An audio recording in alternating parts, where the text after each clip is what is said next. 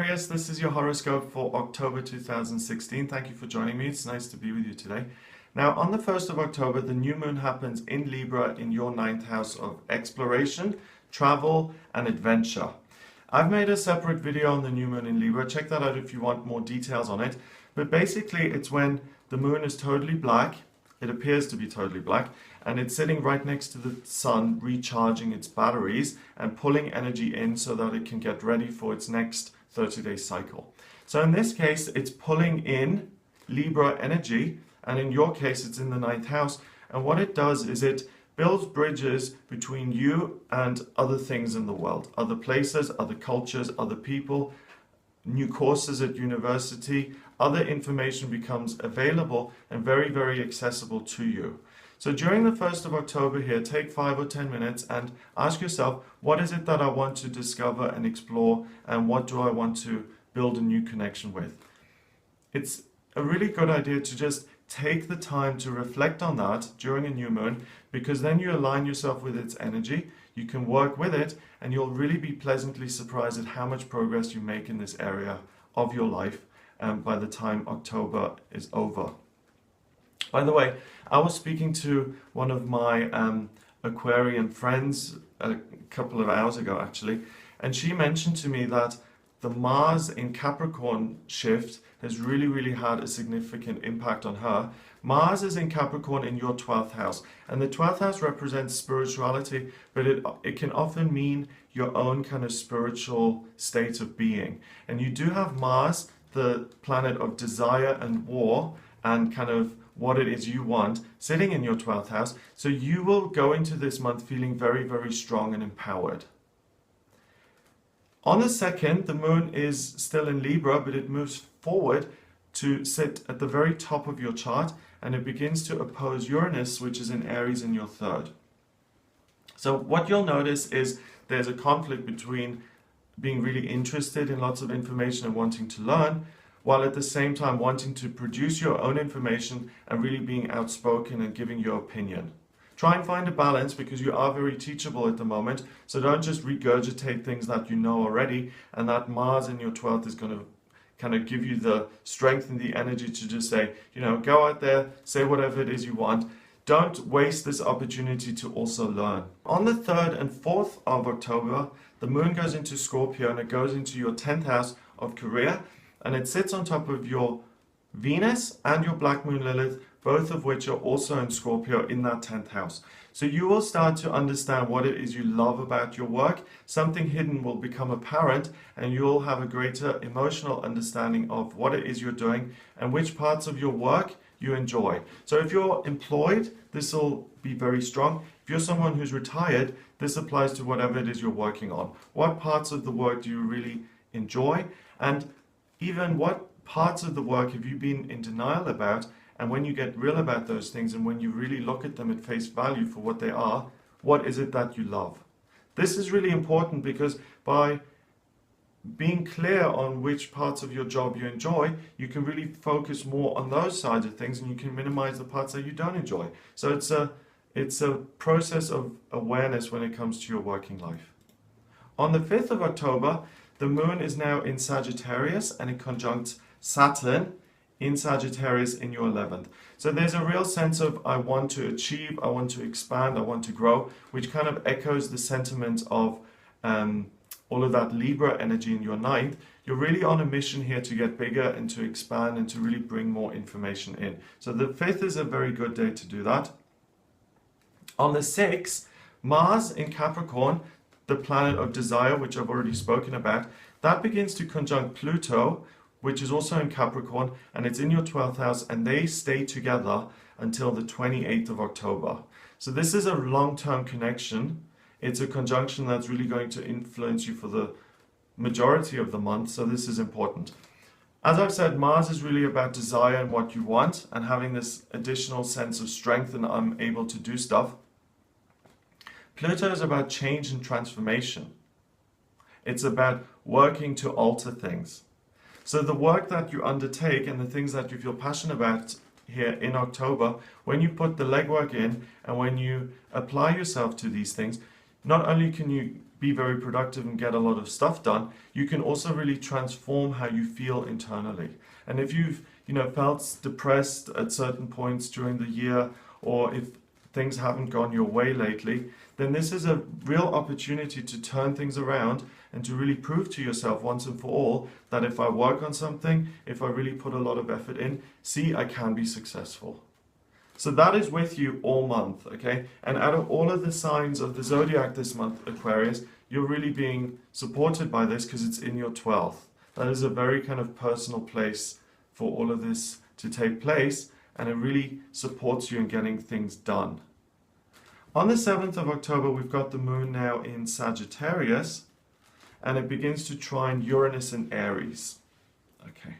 So again, it's a great day to expand, but what will interrupt that is your own ongoing desire to communicate. So during this first week of October, you're really going to have to get a clear balance in place between what information am I taking in and what am I learning and what am I producing. Because if you don't get clear on it, it could get a bit muddled.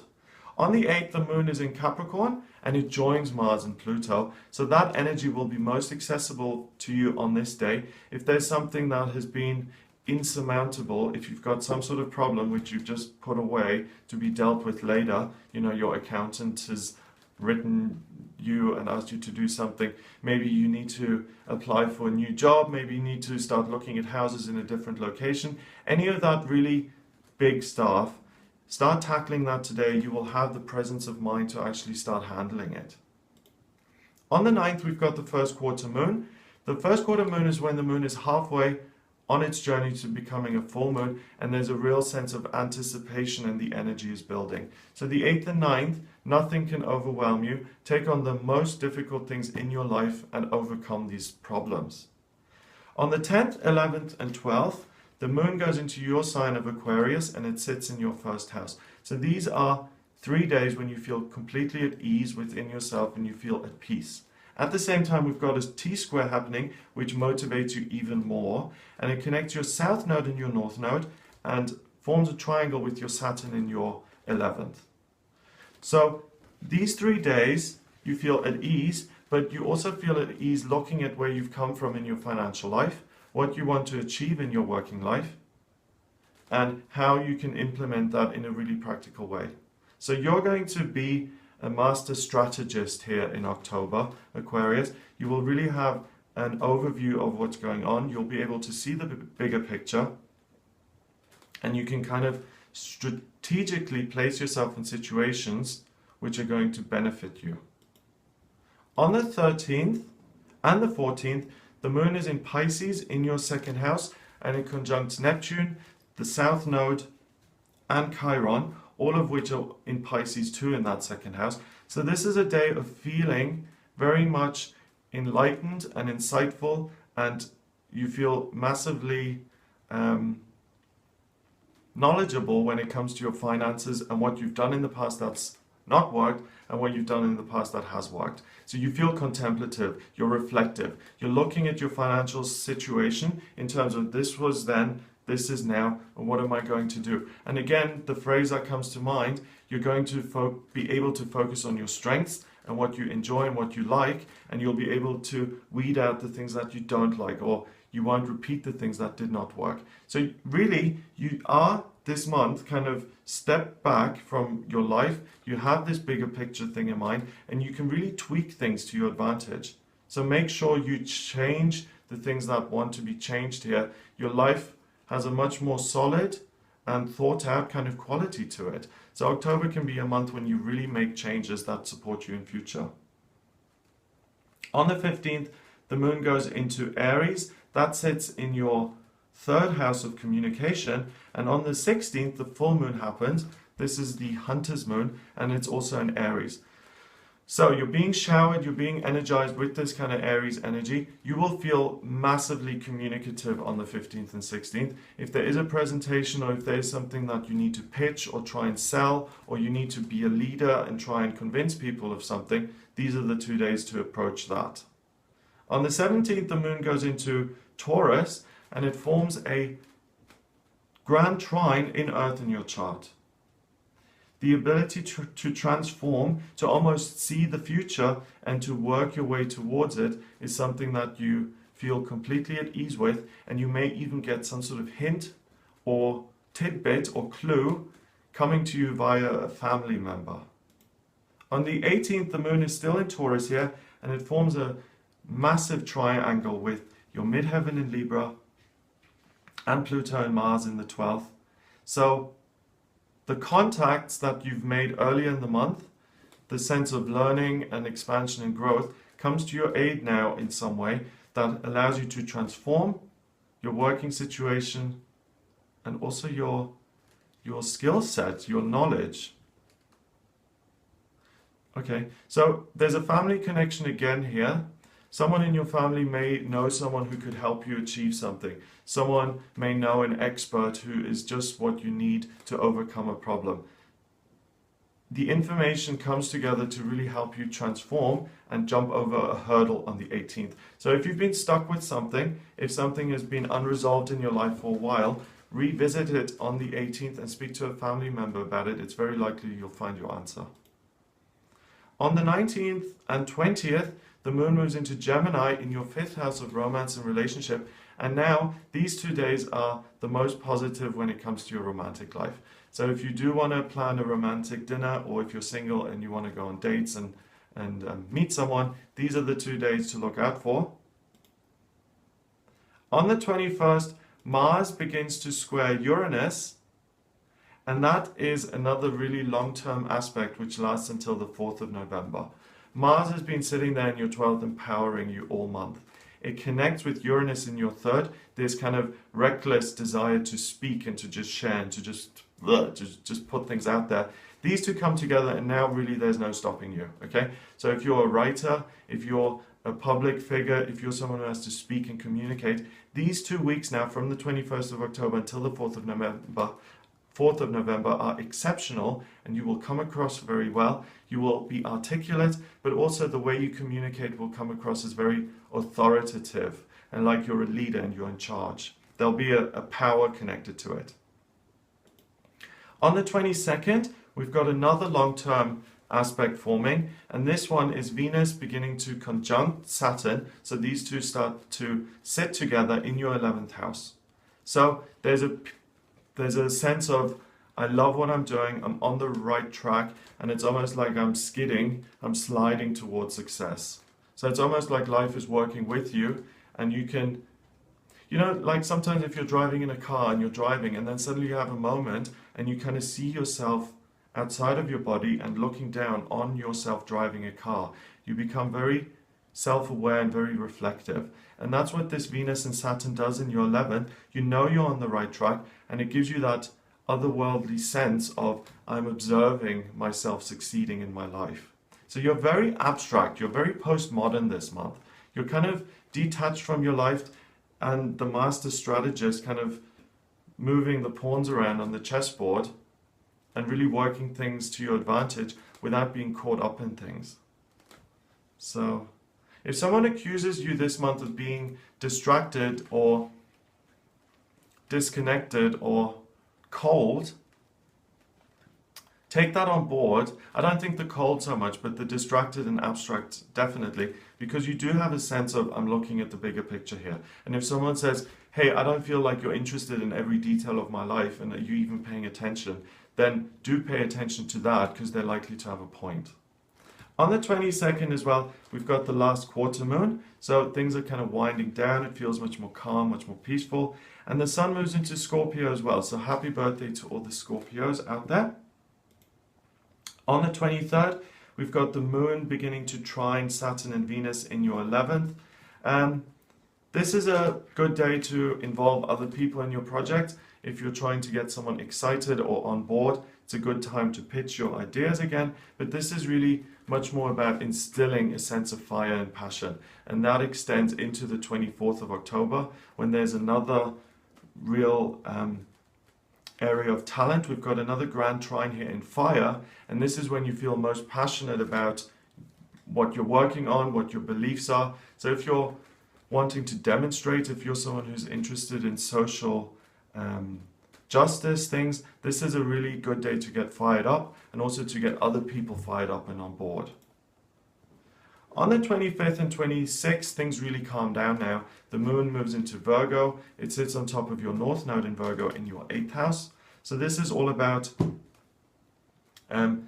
avoiding mistakes from the past, getting busy, getting down to the everyday, very mundane parts of your life, planning things out, saying what contribution do I need to make it work?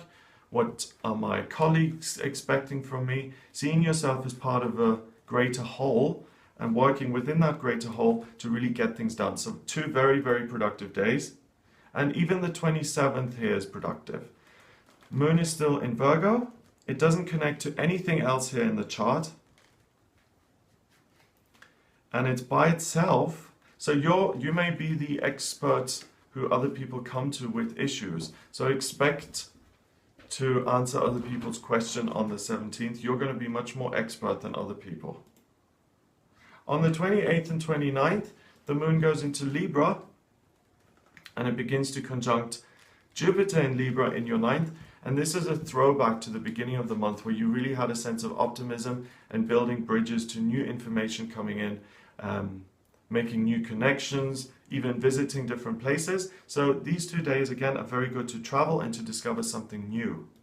On the 30th, we've got the second new moon of the month. And this is really rare. You usually just get 1 new moon in a month. So when this happens, the second new moon is called a black moon. It's the same thing with a full moon. If you've got two full moons in a month, the second one is called the blue moon. So once in a blue moon because it's rare. Here we've got a black moon and it's in your 10th house. So this black moon is very, very important. It's setting intentions and planting seeds of intent when it comes to your career, because in November now, you'll really be able to make a lot of headway when it comes to how do I feel about my work and what hidden things do I need to uncover? What else could I do? What haven't I tapped into? What hidden resources are in my job and within myself? What can I unearth and bring to the light? You'll make a lot of progress here in career now in November. Finally, on the 31st of October, we've got Halloween and the moon in Scorpio starts to conjunct Black Moon Lilith in Scorpio. So this is a very informative day for you when it comes to work and really seeing your own potential and where you are in your work and what else needs to happen. So like the light comes on and you really start to identify things. It's interesting because in October you were kind of away from things, looking at them from this elevated place of perspective. In November, you really zoom in and you get to the very detail. So it's from outward coming into the detail and really getting very, very focused. So enjoy this month. There's lots of potential for you to discover new things, to enjoy yourself. If you would like a private reading with me about your career or your love life or your finances or your family relationships, please get in touch with me via my website. It's gregoryscott.com. Click on the readings tab and you can order your reading with me there. Please remember to subscribe to the channel and I'll speak to you next month.